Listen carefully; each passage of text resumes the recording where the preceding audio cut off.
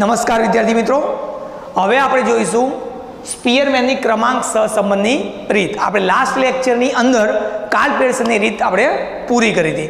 હવે આપણે જોઈશું સ્પીયરમેનની ક્રમાંક સહસંબંધની રીત, જે આપણી મેથડ નંબર 3 છે ચેપ્ટરની. બરાબર.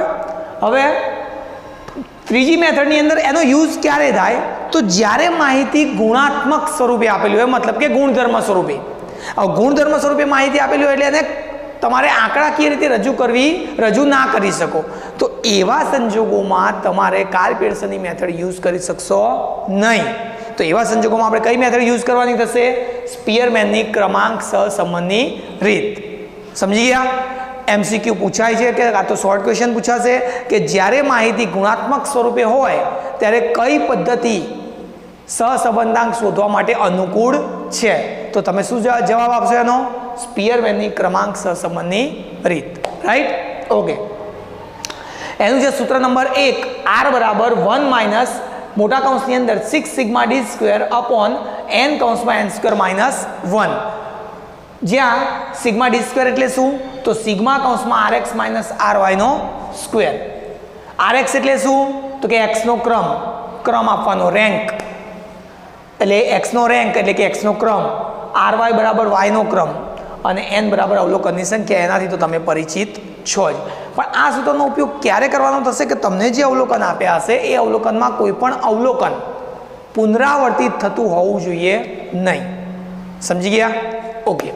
હવે બીજો પોઈન્ટ છે કે જ્યારે દાખલામાં કોઈ પણ અવલોકન કે અવલોકનો પુનરાવર્તિત એટલે કે પુનરાવર્તન પામતા હોય ત્યારે આપણે આ સૂત્રનો ઉપયોગ કરવાનો થશે. એક નોમિનલ ચેન્જીસ છે કે r બરાબર 1 માઇનસ મોટા કૌંસમાં 6 sigma D square plus cf upon n કૌંસમાં n સ્ક્વેર માઇનસ 1. તો આ સૂત્રમાં શું ચેન્જીસ લાગ્યો તમને? માત્ર cf. કમ્પ્લીટ.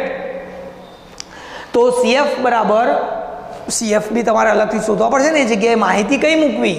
તો cf બરાબર સિગ્મા કૌંસમાં m3 માઇનસ m અપોન 12, જ્યાં m બરાબર શું?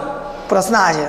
તો m બરાબર અવલોકન જેટલી વખત પુનરાવર્તન પામતું હોય તે સંખ્યા. મતલબ અવલોકન જેટલી વખત પુનરાવર્તન પામતું હશે, માની લો કે 15 દાખલાની અંદર 3 વખત છે, તો આપણો m બરાબર શું થશે? 3. તો અહીંયા 3 નો ઘન, 3 તરી 9 તરી 27 માઇનસ 3 m એટલે 27 માંથી 3 જાય તો 24 ભાગ્યા 12 એટલે તમારો જવાબ આવશે 2. કમ્પ્લીટ. સમજી ગયા? સૂત્ર તમે કમ્પ્લીટ સમજી ગયા હશો એવું માની લઉં છું. બરાબર છે. હવે આપણે એના ઉપરથી દાખલા ઉપર જઈએ. તો હવે છે આપણે સ્વાધ્યાય 2.3 દાખલા નંબર 3. શું કહે છે એની અંદર? નીચેની માહિતી પરથી વસ્તી અને વસ્તી વધારાના દર વચ્ચે ક્રમાંક સહસંબંધાંક શોધો. તમને કીધેલું છે ક્રમાંક સહસંબંધાંક શોધો.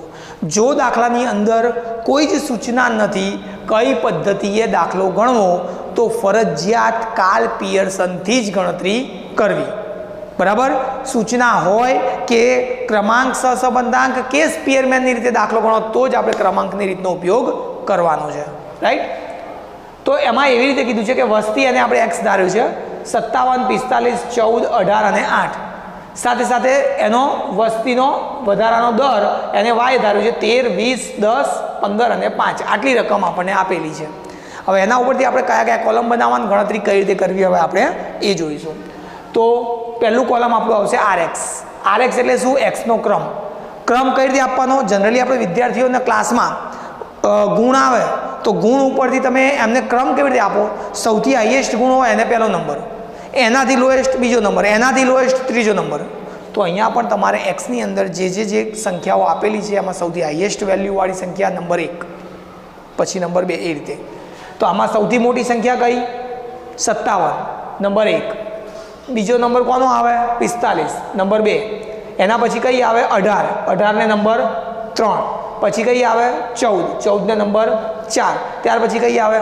8 ને નંબર 5. ry નો ક્રમ. વાયમાં સૌથી હાઈએસ્ટ વેલ્યુ કઈ? 20 ની સામે નંબર 1. પછી કઈ? 15 ની સામે નંબર 2. 15 પછી કઈ? 13 ની સામે નંબર 3. પછી કઈ?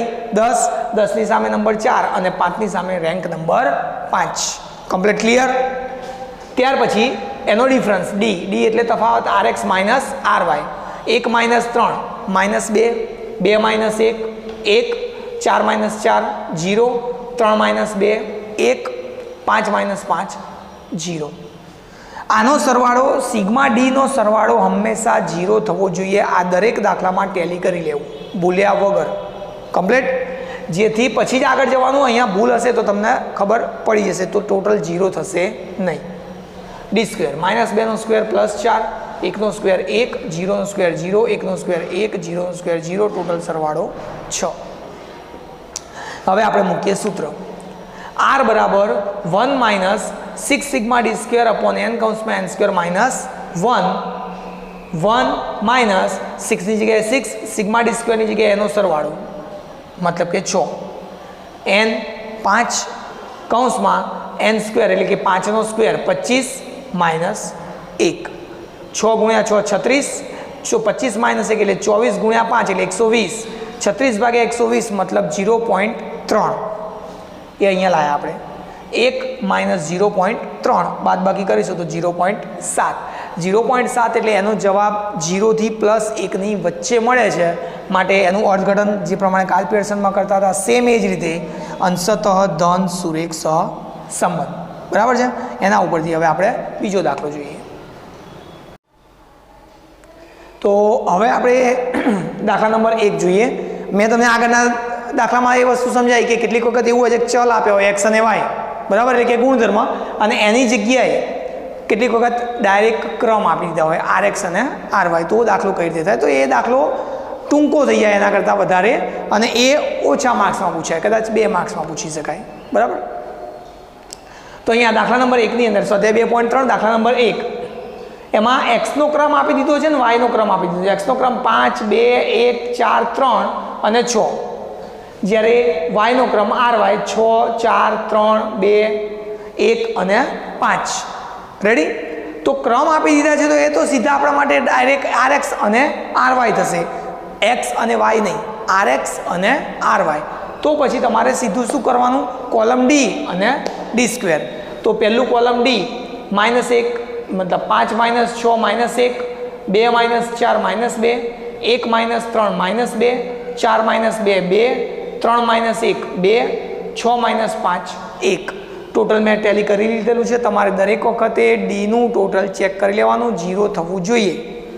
ત્યારબાદ ડી સ્ક્વેર -1નો સ્ક્વેર પ્લસ 1, -2નો સ્ક્વેર પ્લસ 4, -2નો સ્ક્વેર પ્લસ 4, 2નો સ્ક્વેર 4, 2નો સ્ક્વેર 4, 1નો સ્ક્વેર 1, કુલ ટોટલ થશે 18. તો અહીંયા પણ એનું એ જ સૂત્ર આપણું R બરાબર 1 minus 6 sigma D square upon n કૌંસમાં n સ્ક્વેર માઇનસ 1, 1 6ની જગ્યાએ 6, સિગ્મા ડી સ્ક્વેરની જગ્યાએ 18, n ટોટલ અવલોકનો છે 6, 6નો સ્ક્વેર અહીંયા આવશે, nનો સ્ક્વેર મતલબ 6નો સ્ક્વેર 36 માઇનસ 1, 1 6 ગુણ્યા 18 108, 36 માઇનસ 1 એટલે 35, 35 ગુણ્યા 6 એટલે 210, 1 માઇનસ આ બંનેનો ભાગાકાર થશે 0.51, એટલે આપણો જવાબ આવશે 0.49. એનો મતલબ શું થાય, અર્થઘટન આપણું અંશતઃ ધન સુરેખ સહસંબંધ. બરાબર છે. દરેક દાખલામાં હું યાદ કરાવતો જઈશ, તમારે લખી દેવાનું છે અર્થઘટન. હવે આપણે એવો દાખલો જોઈએ છે કે જેની અંદર અવલોકન પુનરાવર્તિત એટલે કે પુનરાવર્તન પામતું હોય એવો. તો મતલબ હવે સૂત્ર નંબર 2 નો ઉપયોગ આવશે. તો આપણે જોઈએ દાખલા નંબર 6. x બરાબર 28 44 10 28 47 35 19 અને 40. અહીંયા 28 28 અવલોકન પુનરાવર્તન પામે છે, મતલબ 2 વખત છે. y 32 45 25 32 41 32 24 38. આમાં કયું અવલોકન પુનરાવર્તન પામે છે, 32. રાઈટ. 1 2 અને 3 વખત. તો મતલબ કોઈ પણ અવલોકન ચાહે એક્સમાં ચાહે વાયમાં પુનરાવર્તન પામતું હોય એટલે સૂત્ર નંબર 2 નો આપણે ઉપયોગ કરવો પડે છે. ઓકે, ચલો રેન્ક એક્સ ક્રમ કેવી રીતે આપવાના છે ધ્યાન રાખજો. RX અહીંયા સૌથી મોટું અવલોકન કયું આપણું 47 નંબર 1, 44 નંબર 2, 40 નંબર 3, 35 નંબર 4, 35 પછી આવે છે 28, હવે 28 ને નંબર આપવો હોય તો 2 28 નંબર છે, તો આપણે એનો ક્રમ આપવા માટે એની એવરેજ એટલે કે સરેરાશ કાઢવી પડે. તો આપણે 4 નંબર અટક્યા છે, 5મો નંબર આપવો છે, તો એ નીચે ગણતરી કરવાની. 28 માટે 5મો અને 6ઠ્ઠો ક્રમ બંને 28 ને જશે. કેમ? 4 સુધી ક્રમ અપાઈ ગયા છે, 5મો નંબર 28નો છે, પણ 28 બે વખત છે, એટલે 28 ને 5મો નંબર પણ આપવો પડે, 6ઠ્ઠો નંબર પણ આપવો પડે. તો આપણે અહીંયા શું કરીશું? 5મો નંબર વત્તા 6ઠ્ઠો નંબર, આ ક્રમ છે, 5 વત્તા 6 અને 2 ક્રમ છે, એટલે એવરેજ કાઢવા માટે ભાગ્યા 2, એટલે 5.5 એ એનો જવાબ થાય. તો બંને 28 માટેનો ક્રમ 5.5 આવશે. તો અહીંયા 28 સામે પણ 5.5, અહીંયા 28 સામે પણ 5.5. હજુ ના ખ્યાલ આવ્યો હોય તો પાછળ 32 માટે આની આ પ્રોસિજર ફરી આવશે. હવે 5.5 એ 5 અને 6ના ક્રમની એવરેજ હતી, મતલબ હવે 5મો ક્રમ પણ અપાઈ ગયો, 6ઠ્ઠો ક્રમ પણ અપાઈ ગયો. હવે 7મો ક્રમ આપવામાં આવશે 19ને, કારણ કે 28 પછીનો અવલોકન કયું આવે? 19. નંબર 7 અને 10 સૌથી નાનું અવલોકન નંબર 8. આપણા ટોટલ અવલોકનો કેટલા છે? 8. તો ક્રમ પણ 8 આવવા જોઈએ, ચાહે તમે એવરેજ કાઢો કે ના કાઢો. RY આની અંદર સૌથી મોટામાં મોટું અવલોકન છે 45. 45ની સામે નંબર 1, 41, નંબર 2, 38, નંબર 3, ત્યારબાદ આવે છે 32. હવે 3 નંબર સુધી તમે ક્રમ આપી દીધા છે. હવે કયો ક્રમ આવ્યા? ચોથો.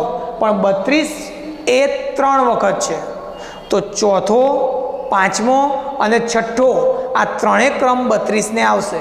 તો નીચે લખવાનું 32 માટે ચોથો ક્રમ પ્લસ 5મો ક્રમ પ્લસ 6ઠ્ઠો ક્રમ ભાગ્યા 3 અવલોકનો, 3 ક્રમ લીધા એટલે ભાગ્યા 3 કરવાના. એવરેજ કેટલી આવી? 5.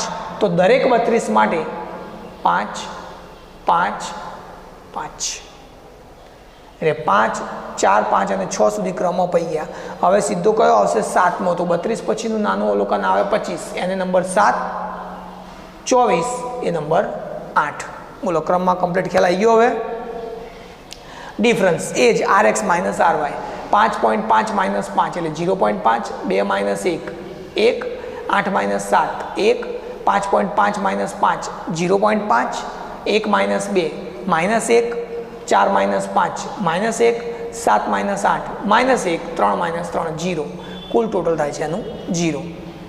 ડી સ્ક્વેર 0.25, 0.5નો સ્ક્વેર, 1નો સ્ક્વેર 1, 1, આનો 0.25, 1, 1, 1, 0. કુલ સરવાળો થાય 5.5. હવે આ અવલોકન રિપીટવાળો દાખલો છે, પુનરાવર્તન થાય છે, એટલે CF જોઈશે સૂત્રમાં. જે આગળ સૂત્ર લખાય એ પ્રમાણે CF જોઈએ. CF પહેલાં શોધવાનું, જેનું સૂત્ર હતું સિગ્મા કૌંસમાં m3 માઇનસ m/12. ઓકે, તો હવે સિગ્મા એટલે સરવાળો. પ્રશ્ન થાય કે આ કૌંસની આગળ સિગ્મા લખ્યું તો કૌંસ 1 આવશે કે 1થી વધારે આવશે? તો 1થી વધારે આવે. કેમ? તો અવલોકન જેટલી વખત પુનરાવર્તન પામતું હશે એટલી વખત આ કૌંસ લખવા પડશે. 28 અવલોકન પુનરાવર્તન પામે છે, બીજું કયું અવલોકન પુનરાવર્તન પામે છે? 32.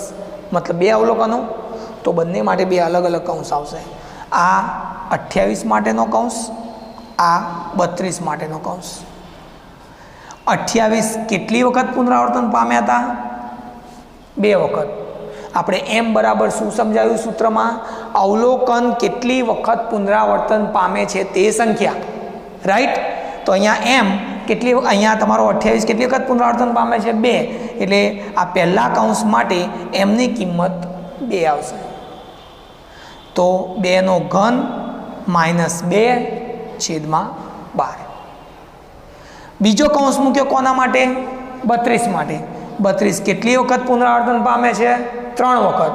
તો પછી બીજા કૌંસનો m આવશે 3. તો m એટલે 3^3 માઇનસ 3/12. 12 એ ફિક્સ અવલોકન છે.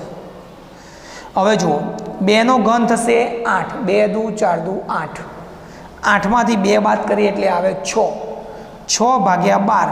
આ બધું કેલ્ક્યુલેશન કેલ્સીમાં કરી સીધો ફાઇનલ જવાબ મૂકવાનો 0.5. 3^3 27, -3 24, 24/12 2 સીધો જવાબ 2. 0.5 + 2 બરાબર 2.5. આ CFની ગણતરી ક્યારે પણ અવલોકન પુનરાવર્તન પામતું હોય, ના પામતું હોય તો CF શોધવાની જરૂર પડતી નથી. હવે એના ઉપરથી આપણે આ પોઈન્ટ જોઈએ તો CF આવી ગયો આપણો 2.5. હવે સૂત્ર હવે બદલાઈ જશે. R બરાબર 1 - મોટા કૌંસમાં 6. હવે અત્યાર સુધી 6 અહીંયા કેવા હતા? સિગ્મા ડી સ્ક્વેર સાથે જોઈન્ટ, બરાબર છે. હવે જોઈન્ટ રહેશે નહીં, 6 બહાર આવી જશે. Sigma D square plus CF એક જોઈન્ટ અવલોકન છે. સૂત્ર લખવામાં ભૂલ ના થવી જોઈએ. 1 - મોટા કૌંસમાં 6 પછી નાનો કૌંસ, એમાં sigma D square plus CF કૌંસ પૂરો ભાગ્યા n કૌંસમાં n સ્ક્વેર માઇનસ 1. 1 ની જગ્યાએ 1, 6 કૌંસની અંદર સિગ્મા ડી સ્ક્વેર 5.5 CF 2.5 ભાગ્યા n ની જગ્યાએ ટોટલ અવલોકનો કેટલા આપણા 8 n સ્ક્વેર 64 માઇનસ 1. 1 - 5.5 + 2.5 એટલે 8. અહીંયા 6 નીચે તે 64 માઇનસ એટલે 63 × 8 કરીએ એટલે 504. 1 - 48/504 0.10 બાદ બાકી આવશે 0.90. આનું પણ અર્થઘટન શું થશે? અંશતઃ ધન સુરેખ સહસંબંધ. એટલે જ્યારે અવલોકન રિપીટ થતું હોય, બરાબર, એવા સંજોગોમાં તમારે આ સૂત્રનો ઉપયોગ કરવાનો છે. ત્યારે CF તમારે પહેલાં શોધવું પડશે, અને જ્યારે અવલોકન પુનરાવર્તન ના પામતું હોય ત્યારે આપણે આ સૂત્રનો ઉપયોગ કરવાનો રહેશે.